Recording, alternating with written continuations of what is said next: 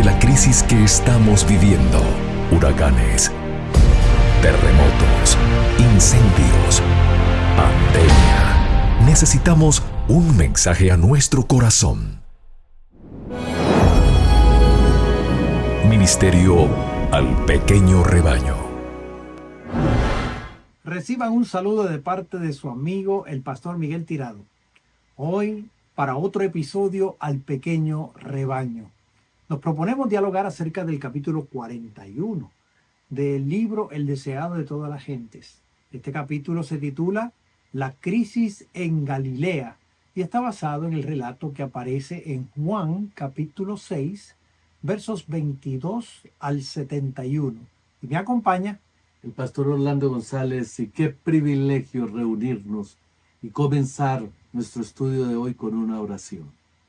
Eterno y amado Padre, rogamos tu presencia en nuestro medio, que la unción de tu Santo Espíritu sea sentida en este momento, en el nombre de Jesús. Amén. Amén. Cuando Cristo prohibió a la gente que le declarara rey, sabía que había llegado un momento decisivo en su historia. Mañana se apartarían de él las multitudes que hoy deseaban exaltarle al trono. El chasco que sufriera su ambición egoísta iba a transformar su amor en odio, su alabanza en maldiciones. Aunque sabía esto, no tomó medidas para evitar la crisis. Desde el principio no había presentado a sus seguidores ninguna esperanza de recompensas terrenales. A uno que vino deseando ser su discípulo, le había dicho: las zorras tienen cavernas y las aves del cielo nido, mas el Hijo del Hombre no tiene dónde recostar su cabeza. Si los hombres pudiesen haber tenido el mundo con Cristo, multitudes le habrían tributado fidelidad, pero no podía aceptar un servicio tal. Entre los que estaban relacionados con él, muchos habían sido atraídos por la esperanza de un reino mundanal. Estos debían ser desengañados. La profunda enseñanza espiritual que hay en el milagro de los panes no había sido comprendida. Tenía que ser aclarada, y esa nueva revelación iba a traer consigo una prueba más detenida.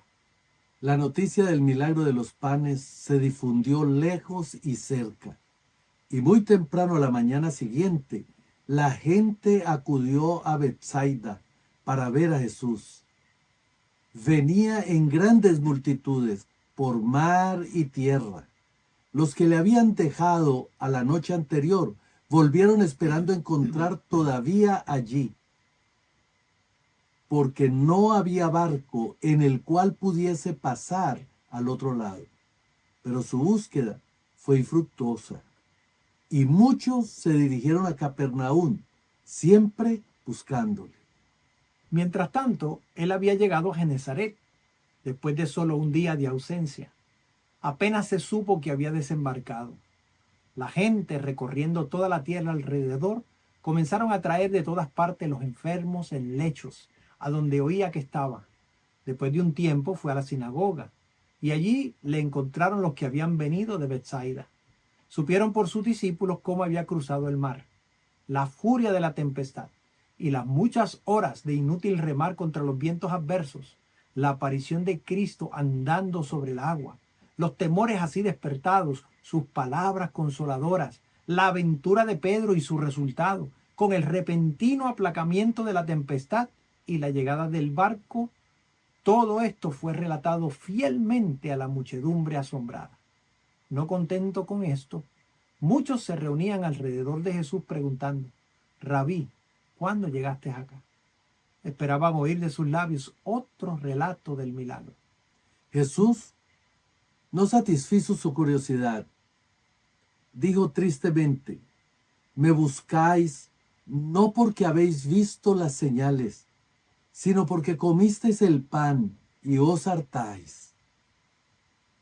No le buscaban por algún motivo digno, sino que, como había sido alimentados con los panes, esperaban recibir todavía otros beneficios temporales vinculados con él. El Salvador les instó: trabajad no por la comida que perece, mas por la comida que a vida eterna permanece, No busquéis solamente el beneficio material.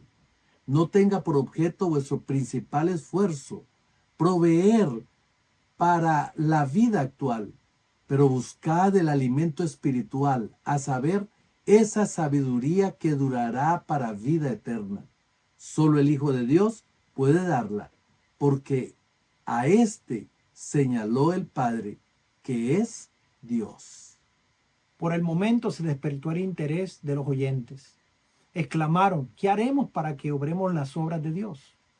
Habrían estado realizando muchas obras penosas para recomendarse a Dios y estaban listos para enterarse de cualquier nueva observancia por la cual pudiesen obtener mayor mérito. Su pregunta significaba, ¿qué debemos hacer para merecer el cielo? ¿Cuál es el precio requerido para obtener la vida venidera? Respondió Jesús y le dijo, esta es la obra de Dios, que creáis en el que me ha enviado. El precio del cielo es Jesús.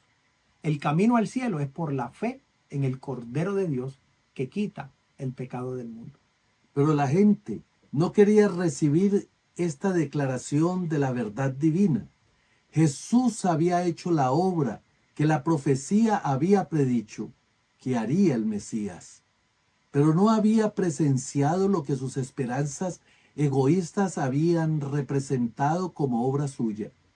Cristo había alimentado en verdad una vez a la multitud con panes de cebada, pero en los días de Moisés, Israel había sido alimentado con maná durante 40 años y se esperaban bendiciones mucho mayores del Mesías. Con corazón desconforme, preguntaban por qué. Si Jesús podía hacer obras tan admirables como las que había presenciado, no podía dar a todos los suyos salud, fuerza y riqueza, librarlos de sus opresores y exaltarles al poder y a la honra. El hecho de que aseveraran ser el enviado de Dios y sin embargo se negara a ser el rey de Israel era un misterio que no podían sondear. Su negativa fue malinterpretada. Muchos concluyeron que no se atrevía a presentar sus derechos porque él mismo dudaba del carácter divino de su misión. Así abrieron su corazón a la incredulidad y la semilla que Satanás había sembrado llevó fruto según su especie, incomprensión y deserción. Ahora, medio en tono de burla, un rabino preguntó, ¿y qué señal pues haces tú para que veamos y te creamos? ¿Qué obras? Nuestros padres comieron del maná en el desierto, como está escrito, pan del cielo les dio a comer. Los judíos honraban a Moisés como dador del maná, tributando alabanza al instrumento y perdiendo de vista a aquel por quien la obra había sido realizada. Sus padres habían murmurado contra Moisés y habían dudado de su misión divina y la habían negado. Ahora, animados del mismo espíritu, los hijos rechazaban a aquel que les daba el mensaje de Dios. Y Jesús les dijo, de cierto os digo, no os dio Moisés pan del cielo, mas mi Padre os dio el verdadero pan del cielo. El que había dado el maná estaba entre ellos. Era Cristo mismo quien había conducido a los hebreos a través del desierto y los había alimentado diariamente con el pan del cielo. Este alimento era una figura del verdadero pan del cielo, el espíritu que fluye de la infinita plenitud de Dios y da vida es el verdadero maná. Jesús dijo, el pan de Dios es aquel que descendió del cielo y da vida al mundo. Pensando todavía que Jesús se refería al alimento temporal, algunos de sus oyentes exclamaron, Señor, danos siempre ese pan. Jesús habló entonces claramente, yo soy el pan de vida. La figura que Cristo empleó era familiar para los judíos. Moisés, por inspiración del Espíritu Santo, había dicho, el hombre no vivirá de solo pan, mas de todo lo que sale de la boca de Jehová. Y el profeta Jeremías había escrito, halláronse sus palabras y yo las comí. Y tu palabra me fue por gozo y por alegría de mi corazón. Los rabinos mismos solían decir que el comer pan, en su significado espiritual, era estudiar la ley y practicar las buenas obras. Se decía a menudo que cuando viniese el Mesías, todo Israel sería alimentado. La enseñanza de los profetas aclaraba la profunda lección espiritual del milagro de los panes. Cristo trató de presentar esta lección a sus oyentes en la sinagoga. Si ellos hubiesen comprendido las Escrituras, habrían entendido sus palabras cuando dijo: yo soy el pan de vida. Tan solo el día antes, la gran multitud hambrienta y cansada había sido alimentada por el pan que él había dado. Así como de ese pan habían recibido fuerza física y refrigerio, podían recibir de Cristo fuerza espiritual para obtener vida eterna. El que a mí viene, dijo, nunca tendrá hambre, y el que en mí cree no tendrá sed jamás. Pero añadió, mas os he dicho que aunque me habéis visto, no creéis. Habían visto a Cristo por el testimonio del Espíritu Santo, por la revelación de Dios a sus almas. Las evidencias vivas de su poder habían estado delante de ellos día tras día. Sin embargo, pedían otra señal. Si ésta les hubiese sido dada, habrían permanecido tan incrédulos como antes. Si no quedaban convencidos por lo que habían visto y oído, era inútil mostrarle más obras maravillosas. La incredulidad hallará siempre disculpas para dudar y destruirá por su raciocinio las pruebas más positivas. Cristo volvió a apelar a estos corazones obcecados. Al que a mí viene, no le echo fuera. Todos los que le recibieran por la fe, dijo él, tendrían vida eterna. Ninguno se perdería. No era necesario que los fariseos y saduceos disputasen acerca de la vida futura. Ya no necesitaban los hombres llorar desesperadamente a sus muertos. Esta es la voluntad del que me envió, del Padre, que todo aquel que ve al Hijo y cree en él tenga vida eterna, y yo le resucitaré en el día postrero. Pero los dirigentes del pueblo se ofendieron y decían, ¿no es este Jesús, el hijo de José, cuyo padre y madre nosotros conocemos? ¿Cómo pues dice este, del cielo he descendido? Refiriéndose con escarnio al origen humilde de Jesús, procuraron despertar prejuicios. Aludieron despectivamente a su vida como trabajador galileo y a su familia pobre y humilde. Los acertos de este carpintero sin educación, dijeron, eran indignos de su atención. Y a causa de su nacimiento misterioso, insinuaron que era de parentesco dudoso. Presentaron así las circunstancias humanas de su nacimiento como una mancha sobre su historia. Jesús no intentó explicar el misterio de su nacimiento. No contestó las preguntas relativas a su descenso del cielo, como no había contestado las preguntas acerca de cómo había cruzado el mar. No llevó la atención a los milagros que señalaban su vida. Voluntariamente se había hecho humilde, sin reputación, tomando forma de siervo, pero sus palabras y obras revelaban su carácter. Todos aquellos cuyo corazón estaba abierto a la iluminación divina reconocerían en él al unigénito del Padre, lleno de gracia y de verdad. El prejuicio de los fariseos era más hondo de lo que sus preguntas indicaban. Tenía su raíz en la perversidad de su corazón. Cada palabra y acto de Jesús despertaba en ellos antagonismo, porque el espíritu que ellos albergaban no podían hallar respuesta en él. Ninguno puede venir a mí si el Padre que me envió no le trajere, y yo le resucitaré en el día postrero. Escrito está en los profetas, y serán todos enseñados de Dios. Así que todo aquel que oyó del Padre y aprendió viene a mí. Nadie vendrá jamás a Cristo, salvo aquellos que respondan a la atracción del amor del Padre.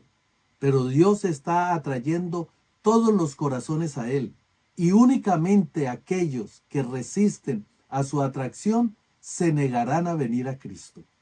En las palabras serán todos enseñados de Dios. Jesús se refirió a la profecía de Isaías, y todos tus hijos serán enseñados de Jehová, y multiplicará la paz de tus hijos. Isaías capítulo 54, versículo 13. Este pasaje se lo apropiaban los judíos, se jactaban de que Dios era su maestro. Pero Jesús demostró cuán vano era este acerto, porque dijo: todo aquel que oyó del Padre y aprendió, viene a mí. Únicamente por Cristo podían ellos recibir un conocimiento del Padre. La humanidad no podía soportar la visión de su gloria. Los que habían aprendido de Dios habían estado escuchando la voz del Hijo. Y en Jesús de Nazaret iban a reconocer a aquel a quien el Padre había declarado por la naturaleza y la revelación. De cierto os digo, el que cree en mí tiene vida eterna.